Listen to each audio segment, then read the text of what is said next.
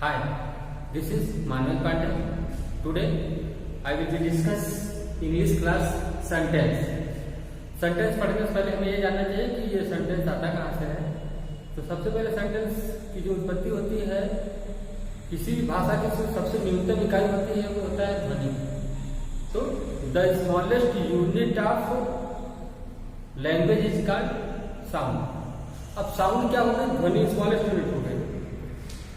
Sound से जो होता क्या है, अब किसी आवाज से हमारा उत्पन्न हो कोई वर्ड, अब इसी साउंड को अगर हम अक्षर में प्रदर्शित कर देते हैं, चित्र में द्वारा प्रदर्शित कर देते हैं, जैसे ए में हम प्रदर्शित कर दिए, पी में प्रदर्शित कर दिए, ए और पी मिलाकर के वो बन गया हमारा ए, एक प्रकार का ध्वनि है और इसे हम चित्र दे दिए तो इससे जो बन करके आएगा ये हमारा वर्ड हो जाएगा। ठीक है, तो ध्वनियों से जो मिलकर के बनता है वो होता है वर्ड।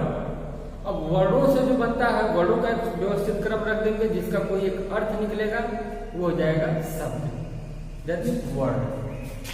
अगर इसी को हम क्या करते हैं, व्यवस्थित क्रम कर दे, A double P L E apple कर दिया हमने, तो ये हमारा एक वर्ड हो जाएगा। ए पी पी एल ई ये सब क्या है, एक प्रकार से आपके वर्ड है अल्फाबेट से। ठीक है, तो साउंड से अल्फाबेट, अल्फाबेट से हमारा बन गया क्या, वर्ड या वर्ड्स कह लेते हैं। कई अगर शब्द ले लें, अब अगर कई शब्दों का एक व्यवस्थित क्रम ले लें जिसका एक कंप्लीट सेंस निकले, जिसका एक पूर्ण भाव निकले, जिसका एक पूर्ण अर्थ निकले, वो कहलाएगा सेंटेंस। क्या कहलाएगा? सेंटेंस कहलाएगा। तो डेफिनेशन क्या होगी सेंटेंस की? A sentence is a group of words which give a complete sense. जो क्या देता है, पूर्ण भाव प्रदर्शित करता है शब्दों का, वह समूह जो एक पूर्ण भाव प्रदर्शित करता है वो क्या कहलाता है, वाक्य कहलाता है। जैसे सिंपल सा हम लिखते हैं, आई एम अ टीचर।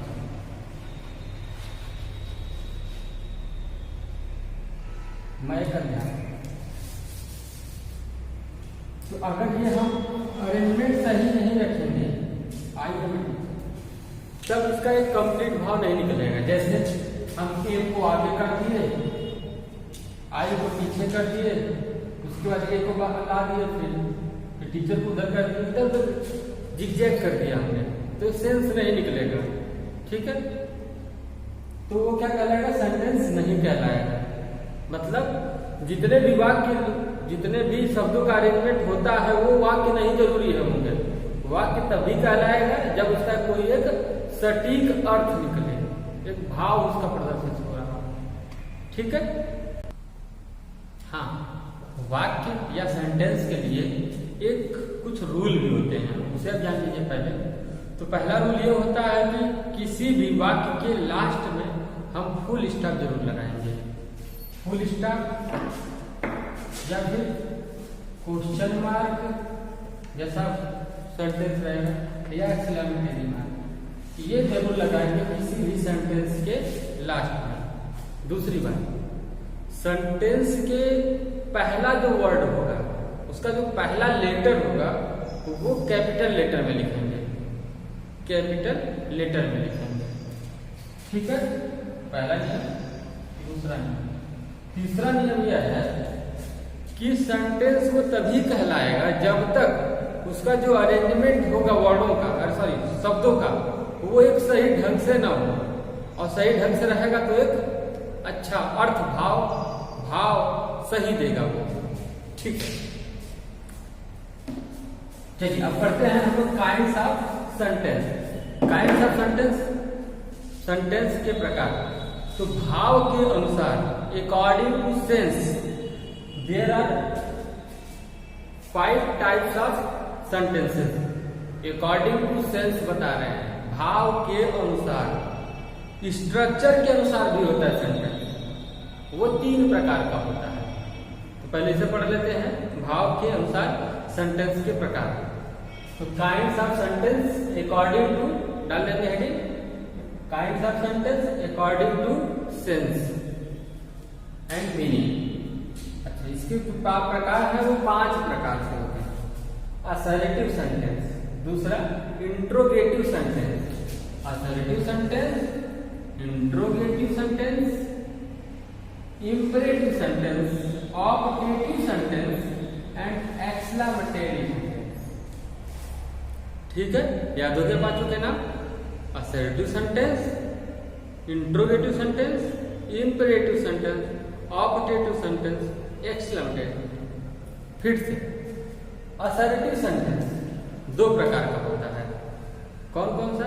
पहला होता है अफर्मेटिव सेंटेंस और दूसरा क्या होता है? Negative sentence. अब एक एक को हम लोग पढ़ेंगे। तो पहला हेडिंग डाल लीजिए असर्टिव सेंटेंस। ठीक है, assertive sentence heading. Assertive sentence, assertive sentence हमने बताया आपको दो प्रकार का होता है, affirmative sentence and negative sentence. तो अफर्मेटिव सेंटेंस हेडिंग डाल लीजिए, अफर्मेटिव सेंटेंस। अफर्मेटिव सेंटेंस क्या होता है? सामान्य वाक्य होता है। इसमें क्या होता है? कोई भी चीजें कही जाती है, सामान्यतः कह दी जाती है। जैसे एग्जाम्पल से जो इसका स्ट्रक्चर बनता है, आप अगर स्ट्रक्चर समझ जाए तो समझ जाएंगे। सब्जेक्ट पहले रहता है, हेल्पिंग वर्ब आती है, फिर आता है आपका मेन वर्ब, फिर ऑब्जेक्ट आता है। ये structure, basic structure of the affirmative sentence. अब इसी से आपको हम लोग एग्जाम्पल समझाते हैं, तब आप समझ पाएंगे। देखिए, राम इज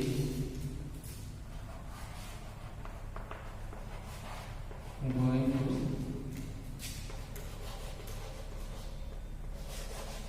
स्कूल।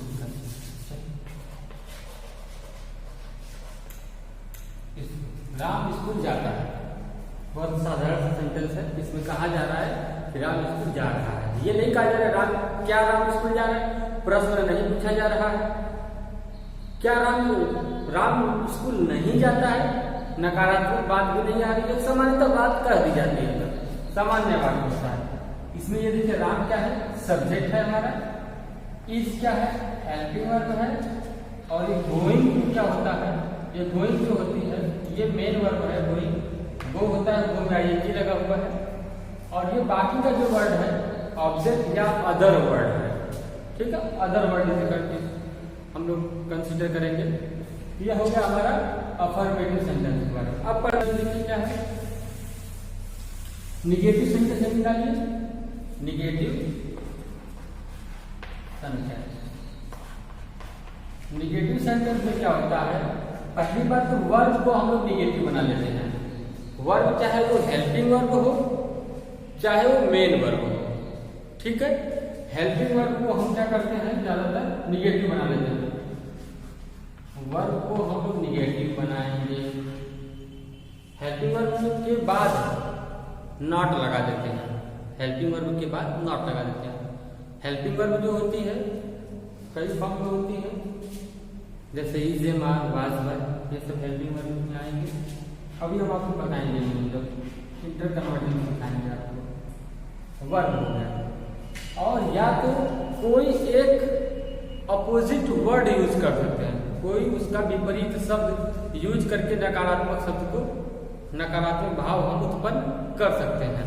वो कहलाता है negative sentence.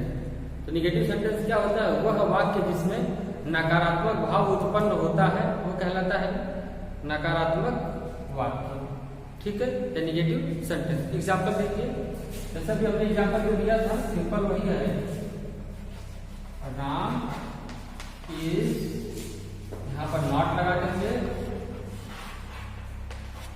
Going to school. Ram school नहीं जाता है, ये देखिए नहीं का भाव दे रहा है, इसलिए क्या है? Negative sentence. दूसरा उदाहरण दे दीजिए, सिंपल था। आप पढ़ाई नहीं कर रहे हैं, आप तो पूछ रहे हैं, पढ़ते हैं ना, बस उसी को बना रहे हैं। चलिए, यू आर नॉट स्टडी।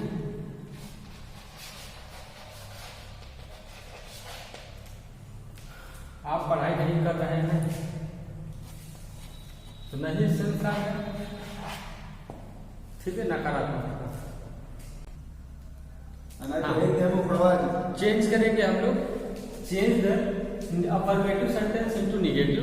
कभी कभी इस तरह से क्वेश्चन पूछा जाता है, कभी कभी change the following sentences into negative to the affirmative. नेगेटिव से अफर्मेटिव में चेंज करने के लिए या अफर्मेटिव से नेगेटिव में चेंज करने के लिए ये आपको हमेशा 1 या 2 नंबर का प्रश्न पूछा जाता है। इस सेंटेंस से, पूरे सेंटेंस टॉपिक से 2 प्रश्न बनते हैं आपके। एक यहाँ से बनता है नेगेटिव और अफर्मेटिव से, और दूसरा बनता है आपका इंट्रोगेटिव और इंपरेटिव से मिला करके, ठीक है।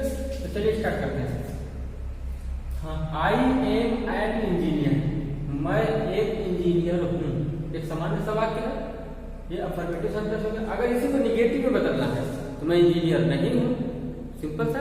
उसी को आप क्या कर लीजिए, इंग्लिश में ट्रांसलेट कर लीजिए, I am not an engineer.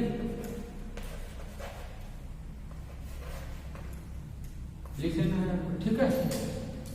अच्छा, इसका रूल क्या हुआ, तो पहला रूल बना लीजिए आप। रूल ये है कि जब भी कभी हेल्पिंग वर्ब अफर्मेटिव सेंटेंस में दिया हो, हेल्पिंग वर्ब का मतलब is, am, are, was, were, can, could, should, will, ये सब चीजें अगर दी होगी तो उसके बाद डायरेक्टली हम नॉट यूज कर सकते हैं। नॉट यूज करते ही क्या हो जाएगा, वो निगेटिव सेंटेंस में हमारा कन्वर्ट हो जाएगा, ठीक है भाई, समझ में आ गई।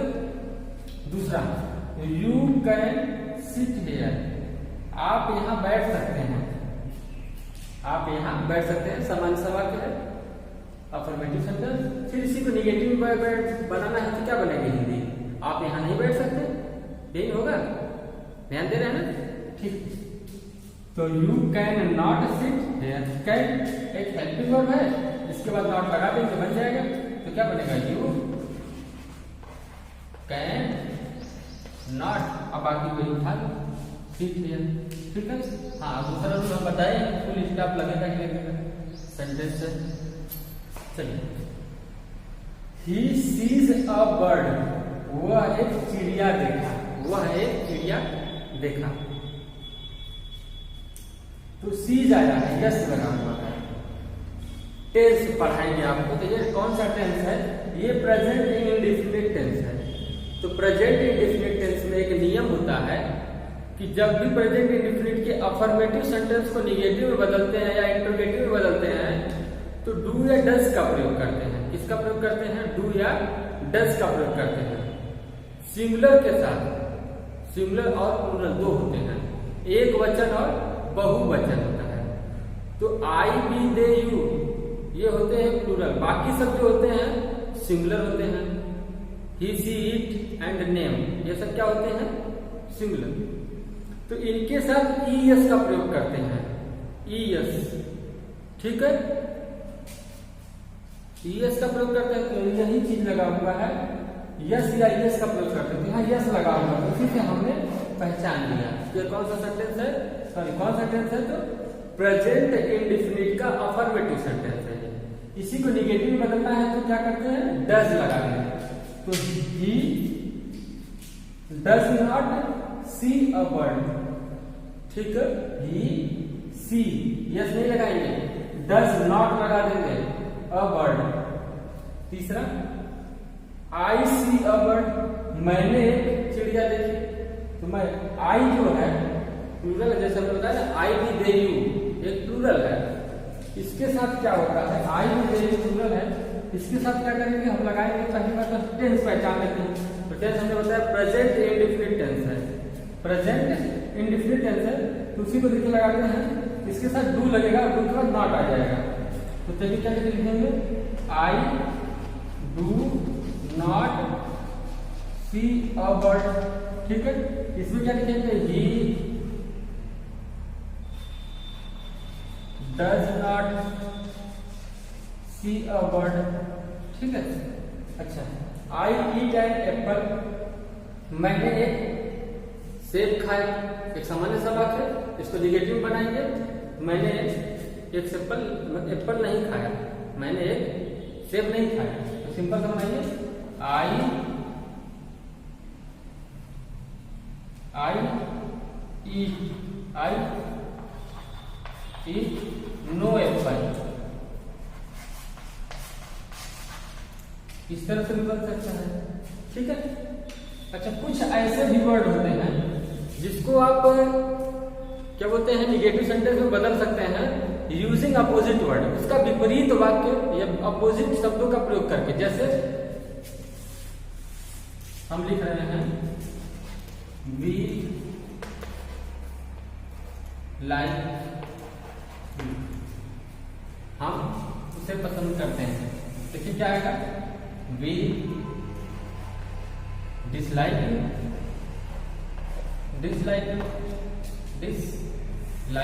ठीक है।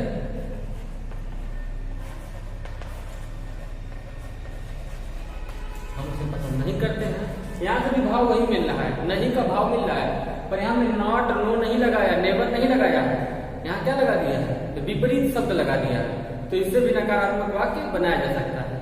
ठीक है। Okay, thank you.